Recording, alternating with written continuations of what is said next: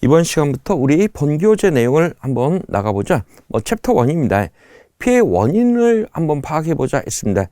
첫 번째, 피해 증상조사에서 병원체, 해충, 그리고 잡초 진단을 어떻게 할 것이냐. 그러면 먼저 병부터 한번 생각을 해보자. 이 병이라는 것은 꼭 어떤 이 병원체에 의해서 걸리는 것. 우리가 감기만 병이 아닙니다. 양분 부족으로서 생기는 병들도 일종의 병으로 보고 있어요. 그리고 환경이 부적당해서 나타나는 병도 이 병으로 볼 것이다. 그래서 어떠한 원인에 의해서 식물체가 정상적으로 생육하지 못하는 현상, 이걸 포괄적으로 병으로 보고 있습니다. 그래서 이 병을 전염성 병과 비전염성 병, 이렇게 구분을 해볼 수가 있어요. 그래서 비전염성 병이라는 것은 주로 환경에 의해서 발생하는 이 병들을 의미하고 있습니다. 여기서 환경이라면 이 토양, 수분, 광,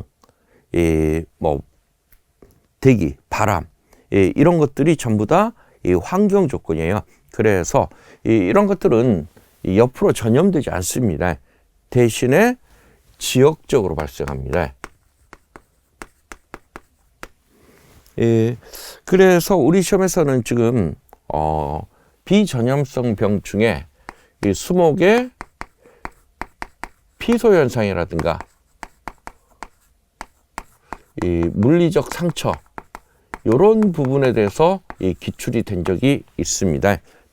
피소는 햇볕에 수피가 타는 현상을 피소라고 그랬죠. 그리고 이제 비전염성 병, 이것은 병원체에 의해서 전반되는 경우죠. 그리고 얘는 동일 공간 내에 여러 개체가 생육하고 있을지라도 이 작물에 따라서 병에 걸리기도 하고 걸리지 않기도 합니다. 따라서 얘는 개체별로 발생을 할 것이다. 그래서 병의 발생 3요인을 보면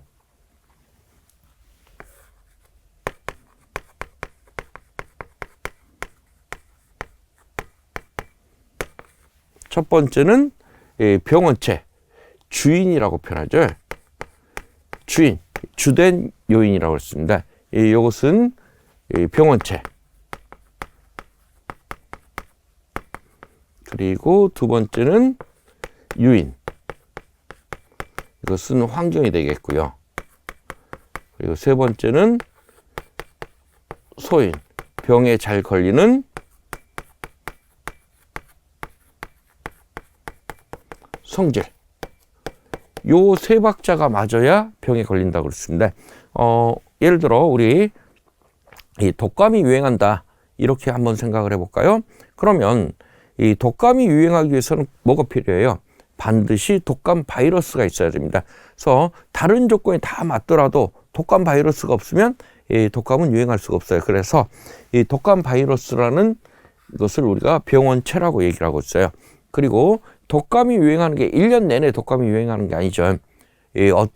어떠한 특정 환경에서 독감이 유행할 것이다. 그래서 봤더니 가을에서 겨울로 넘어가는 기온이 떨어지고 건조한 이런 날씨에 독감이 많이 발생하더라. 환경적으로 맞아야 되겠고요.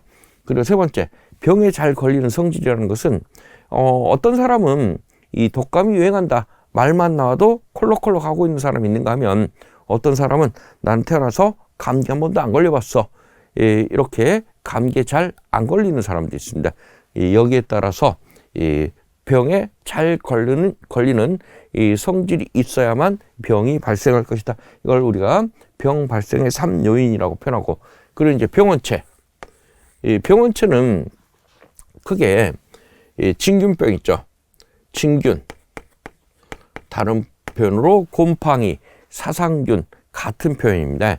그리고 두 번째는 세균에 의해서 발생하는 세균병. 세 번째는 파이토플라즈마.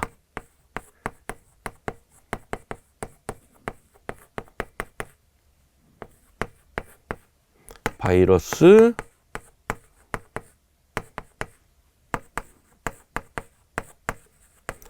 이 바이로이드 일반적인 대표적인 이 5가지 이 병원체를 이야기를 하고 있습니다. 그래서 각각 이 가장 기본적인 게 이 어떤 병원체에 의한 병이냐, 그리고 각 병원체별로 특징적인 병징이나 표징 이런 것들이 질문으로 떨어질 수가 있어요. 그리고 이 크기로 놓고 보면 어때요? 크기는 이렇게 됩니다. 그래서 바이로이드가 가장 작고 진균이 가장 크더라. 그리고 이제 그 진균들 중에는 우리 교재 내용 같이 보면서 볼까요? 수목의 생물적 피해 원인을 보면 이 병원체, 진균, 세균, 바이러스, 파이토플라즈마, 그리고 바이로이드 이런 것들이 있는데, 먼저 진균, 사상균 또는 곰팡이라고 한다. 그런데 진균을 다시 구분을 하고 있었습니다. 그래서 진균을 구분할 때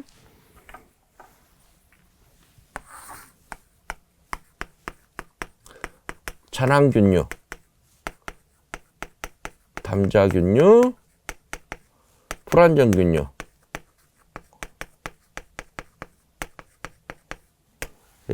그리고 이 조균류 이렇게 구분했죠.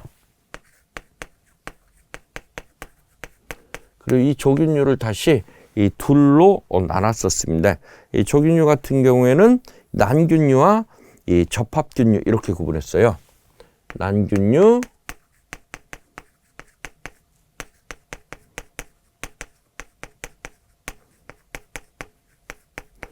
여기에서 키워드가 되는 게 이 난균류 같은 경우는 유주자를 형성한다. 그런데 이 유주자는 운동성을 갖는다라는 특징이 있습니다. 유주자 같은 경우는 우리 세균 같은 경우에 이렇게 편모를 갖는 경우가 있죠. 편모를 갖는 경우가 있다 보니까 편모처럼 이 꼬리를 의미하고 있어요. 이렇게 유주자는 이렇게 꼬리를 가지고 있기 때문에 이 꼬리를 가지고 물속에서 헤엄을 치는 운동성을 갖고 있다라는 이러한 특징이 있더라. 그리고 또 체크하셔야 될 게 우리 식물체 내 침입 방법입니다. 봤더니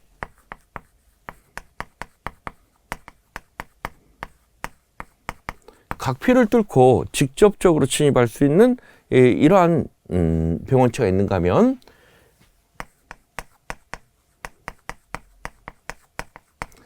자연 개구부를 통해서 침입할 수 있는 경우, 그리고 마지막으로 상처를 통해서 침입하는 경우, 이렇게 구분해 볼 수가 있죠. 이때 진균류 같은 경우에는 직접 침입도 가능하고, 그래서 각피를 뚫고 직접 침입하는 게 가능합니다. 그리고 자연 개구부, 자연 개구부라면 이 식물체 자연 상태에서 열려 있는 부분들이에요. 그래서 뭐 밀선, 피목, 이런 것들이 뭐 수공, 기공 이런 것들은 자연 상태에서 열려 있는 상태입니다. 그래서 이런 부분들을 통해서 침입할 수도 있고요. 그리고 상처를 통해서도 가능할 것이다. 세균은 어때요? 세균은 직접 침입은 되지 않는다. 그래서 직접 각피를 뚫고 침입할 수는 없습니다. 하지만 자연 개구부를 통해서는 침입 가능하고, 그리고 상처를 통해서도 침입 가능하더라. 그리고 이제 파이토플라즈마, 바이러스, 바이로이드 같은 경우는 직접 침입은 불가능하고, 자연 개구부를 통해서도 불가능하고, 오로지 상처를 통해서만 침입한다. 특히나 이 파이토플라즈마나 바이러스, 이것들은 주로 병원체가 전반되는 것들을 보면 이 매개충에 의해서 전반되는 경우들이 많이 나타나는데, 이 매개충의 특징은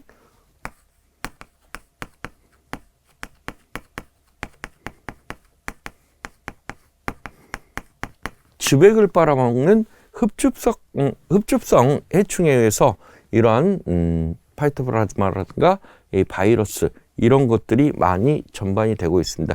그래서 파이토플라즈마를 전반하는 대표가 어떤 애도 있어요. 매미충류 같은 경우가 있고, 바이러스 같은 경우는 대표가 이 진딧물 같은 경우가 이 매개충으로, 그래서 파이토플라즈마는 뭐 매미충류, 그리고 바이러스는 이 진딧물에 의해서 주로 전반이 되더라. 그래서 매미충류라든가 이 진딧물 이런 것들을 방제를 하게 되면 파이토플라즈마 병이라든가 또는 이 바이러스병을 억제를 할 수가 있습니다.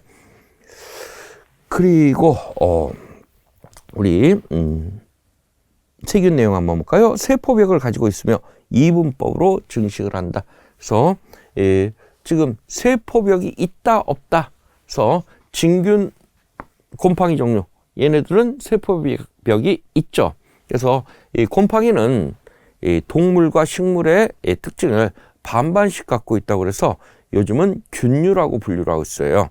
그래서 식물적 특징은 이 세포벽을 가지고 있다라는 특징이 있지만 이 식물적인 특징이 아닌 동물적인 특징은 엽록소가 없다라는 특징을 갖고 있어요. 그래서 이 세포벽을 갖는 것은 식물과 같지만 엽록소가 없다라는 것은 이 식물과 다르더라 해서 이러한 부분들 때문에 이 균류라는 표현을 쓰고요. 세균은 세포벽이 있습니다. 그래서 세균에는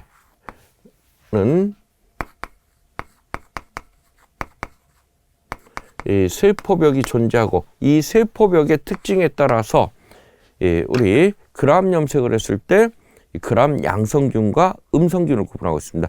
이 세포벽에 착색되는 이 착색 반응이 서로 다르더라 하는 얘기입니다. 그리고 이 파이토플라즈마 바이러스 바이로이드는 세포벽이 없습니다. 그리고 특히나 이 바이러스하고 바이로이드의 특징을 보면 이 바이러스는 핵산 플러스 단백질 껍질로 구성되어 있고 바이로이드는 핵산으로만 구성되어 있다. 핵산 RNA로 구성되어 있습니다. 그런데 바이러스나 바이로이드 둘 다 이 핵산은 지금 바이러스 같은 경우는 이 DNA 또는 RNA로 되어 있는데 대부분 RNA입니다. 근데 둘 다 특징이 외가닥이다. 그래서 바이러스 같은 경우는 식물 세포 내에서만 증식이 가능해요. 원인이 이겁니다. 우리 일반적으로 이런 그림들 많이 보시죠. 우리 유전자쌍을 보면 이런 두 가닥의 유전자가 하나의 쌍을 이루고 있는 이 두 가닥의 DNA가 하나의 쌍을 이루고 있는 이런 형태가 되는데 이 바이러스 같은 경우는 이게 하나밖에 없어요. 외가닥이에요. 그래서 이게 바이러스가 식물 체내로 유입이 되면 얘가 세포벽에서 세포 내에서 세포의 물질을 이용해서 전사를 하게 되면 이렇게 두 가닥이 만들어지고 이게 다시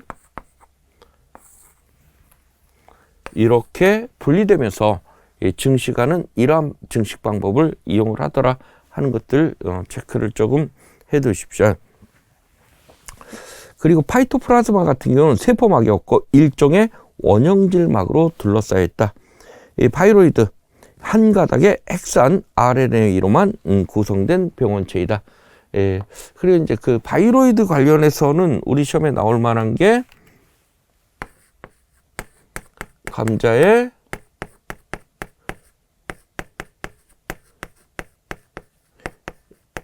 결죽병 요거 하나밖에 없죠.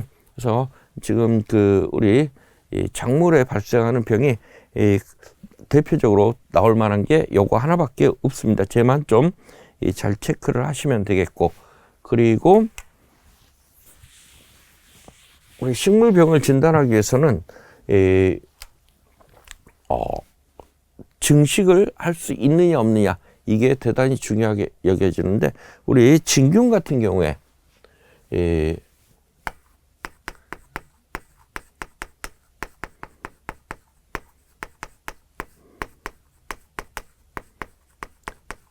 양분을 섭취하는 방법에 따라서 우리가 진균을 분류를 하고 있었어요.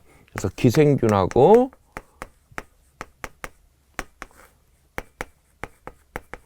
부생균 이렇게도 구분하고 있죠. 이때 기생균 같은 경우는 절대 기생체.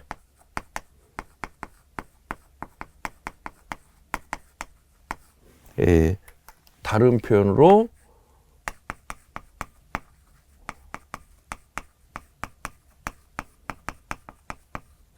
순활물 기생체라고도 표현하죠. 그래서 순활물이라는 것은 살아있는 식물체에서만 양분 섭취가 가능하다는 것을 의미합니다. 그래서 기생은 살아있는 개체에서 양분을 섭취하는 경우, 부생은요 죽어있는 식물의 사체에서 양분을 섭취하는 경우입니다. 그리고 이제 조건부 부생체. 이 조건부 부생체 이렇게 표현하면 기본적으로 양분의 섭취는 살아있는 식물체에서 양분을 섭취하지만 조건이 맞으면 부생, 죽어있는 사체에서도 양분 섭취가 가능한 그러한 경우가 이 조건부 부생체가 되겠습니다. 그리고 이제 부생균 같은 경우는 조건부 기생체. 조건부 기생체 이렇게 표현하면요. 기본적으로 양분 섭취는 이 부생, 다시 말해서 이 죽어있는 사체에서 양분을 섭취하지만 조건이 맞으면, 여기서 조건이 맞는다는 얘기는 뭐 식물체가 연약해졌다거나 이런 조건이 맞으면 기생도 가능하더라. 그리고 역시 절대 부생체. 그래서 그냥 부생체. 부생체는 살아있는 식물 내에서는 양분 섭취가 불가능하고 죽어있는 사체에서만 양분 섭취가 가능한. 그래서 대표적인 게 이 목재부균 같은 경우가 여기에 해당됩니다. 그래서 우리가 먹고 있는 대부분 이 버섯류가 여기 부생체에 해당돼요. 그런데 이제 여기서 좀 체크를 하셔야 될 게 절대 기생체들입니다. 이 절대 기생체는 특징이 살아있는 식물 내에서만 이렇게 이 양분 섭취가 가능하다 보니까 결국 인공배지에서 배양할 수 없더라, 이런 특징을 가지고 있죠. 그래서 얘네들을 좀 체크를 하시면 되겠는데, 이 절대 기생체, 순활물 기생체 중에 대표적인 게 이 녹병균이라든가 붉은별 무늬병균. 그래서 녹병균, 특히나 이제 붉은별 무늬병, 얘는 우리 식보에서 매우 자주 출제되는 균입니다. 우리 1차에서도 매우 자주 출제되는 애 중에 하나 있습니다. 그래서 이것들의 특징들을 보면, 이 기주교대를 한다라는 특징을 가지고 있어요. 기주교대하는 것을 이종 기생균 이렇게도 표현하고 있죠. 여기서 기주교대를 한다는 것은 하나의 생활사를 완성하기 위해서는 기주와 중간기주를 모두 다 거쳐야 되는 이러한 특징을 우리가 기주교대한다라고 표현하고 있습니다. 그래서 지금 붉은별 무늬병 같은 경우는 기주가 배나무나 사과나무,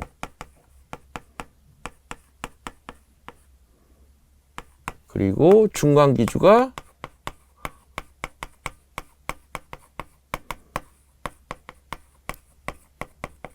향나무죠. 녹병균 같은 경우는 맹류 녹병 같으면은 기주가 맹류, 그리고 중간기주가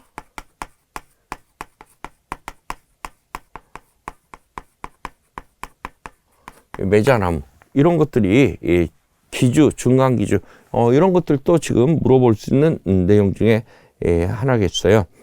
그리고 여기서 또 하나 체크해야 될 게, 지금 그 잣나무 털록병이라든가 이 소나무 혹병 같은 경우도 대표적인 여기 이 절대 기생체, 이 기주교대한다라는 특징을 가지고 있습니다. 이때 소나무 혹병,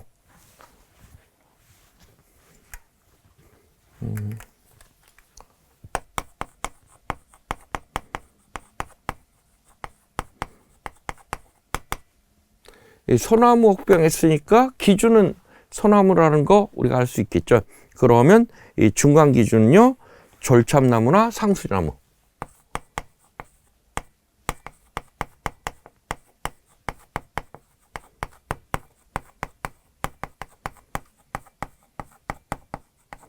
그리고 이 잣나무 털록병도 대표적인 이 기주가 되는 거죠. 예. 잣나무의 털록병. 중간 기주가요, 송이풀이라든가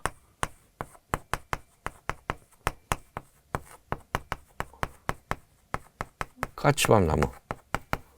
이런 내용들을 조금 체크를 해 두십시오. 언제 나와도 이상하지 않은 내용들입니다. 그리고 이제 해충들입니다. 해충.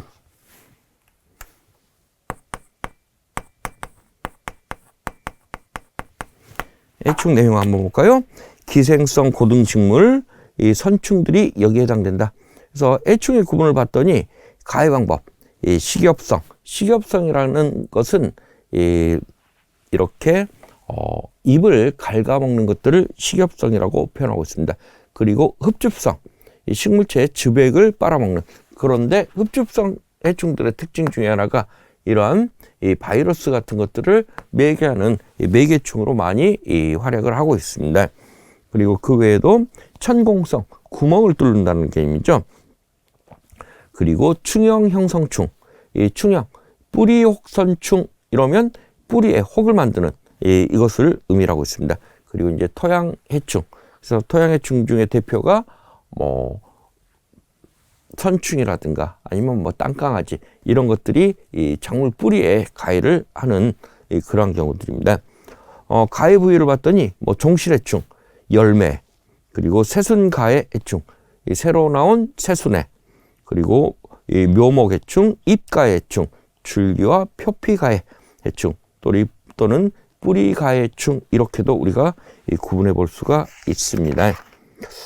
그리고 다음은 우리 몇몇 해충의 특징들을 쭉 나열해 놨는데, 지금 우리 질문에서 해충학 쪽에서는 이 어떤 해충의 이 특징이라든가 또는 가해 부위, 그리고 사진, 이런 것들을 주고 얘 해충명이 뭐냐 하는 문제가 지금 한 문제씩 나오고 있어요.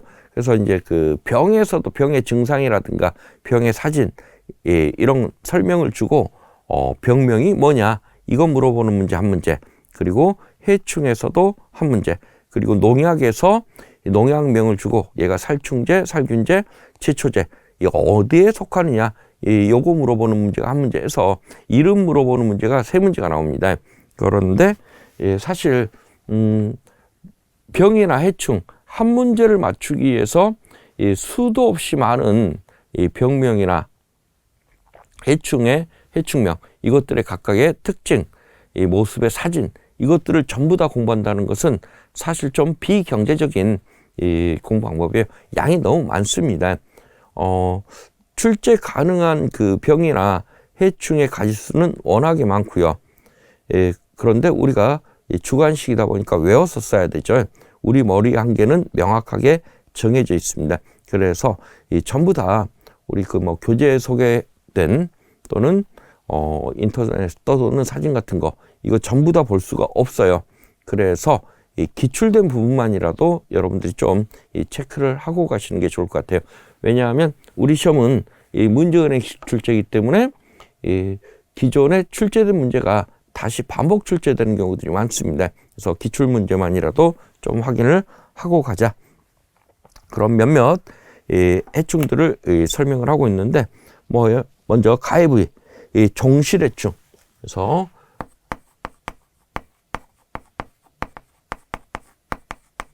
종실, 열매에 가해하는 해충들입니다. 해충 종류들 한번 볼까요? 밤바구미, 복숭아 명나방, 백송 애기 입마리 나방, 솔 알락 명나방.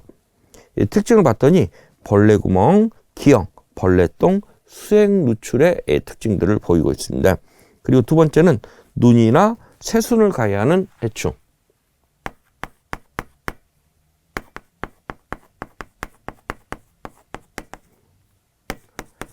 눈. 눈이라는 것은 꽃눈이나 잎눈을 의미하고 있습니다. 대표적인 게 밤바구미, 복숭아 명나방, 그리고 백성 애기 입마리 나방, 솔 알락 명나방. 역시 벌레구멍, 기형, 똥벌레, 수액누출. 그리고 잎을 가야 하는 것들.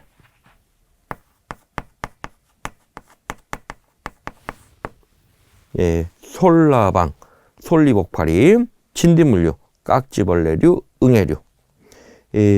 특징들을 봤더니 변색이라든가 시큰 또는 벌레똥, 입의 기형, 벌레혹, 개미가 집결하는 이러한 특징을 가지고 있습니다. 아마 우리 진딧물 같은 경우는 얘기들 많이 들어보셨죠. 진딧물을 개미가 지켜준다. 누구로부터요? 무당벌레로부터. 이런 어렸을 때 봤던 동화책 내용들입니다. 그러면 무당벌레가 진딧물을 잡아먹는 이 포식성 천적에 해당됩니다.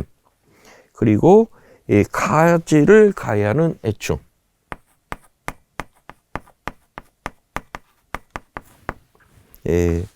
깍지벌레류, 나무점류, 진딧물류,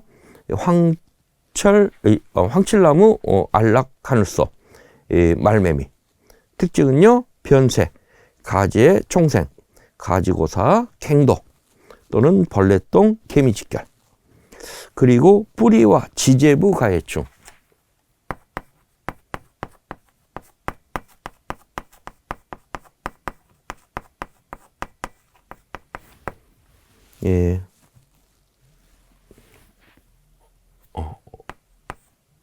지제부 가해충 봤더니 종류가요, 굼벵이, 그리고 하늘소, 나무 종류가 여기에 해당됩니다. 변색, 수액의 누출, 나무가루, 갱도, 구멍, 수피 및 공동, 이러한 특징들이 나타나고 있습니다. 그리고 줄기하고 인피부를 가해하는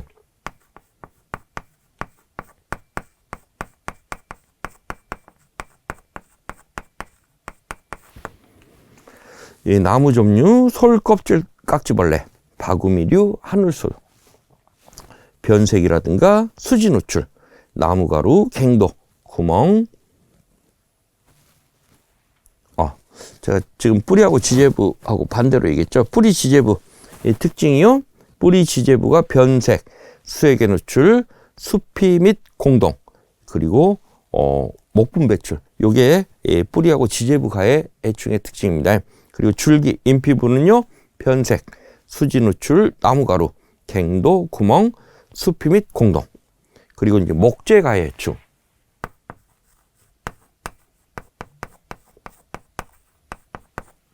그래서 크게 가해 위치에 따라서 이렇게 구분하기도 합니다. 목재 가해 애충, 하늘소류, 흰개미, 가루나무점, 바구미류. 이것들의 특징은요, 나무가루, 작은 구멍, 수지 누출, 갱도 등을 보고 우리가 각각 얘네들을 판단을 할 수 있다. 그래서 각각 우리가 진단을 뭘 보고 할 것이냐 하는 내용이었습니다. 그리고 다음은 생물적 피해 증상들이 나타나는데, 생물적 피해 증상 여기서부터는 우리 다음 시간에 이어서 진행할까요? 네, 수고들 하셨습니다.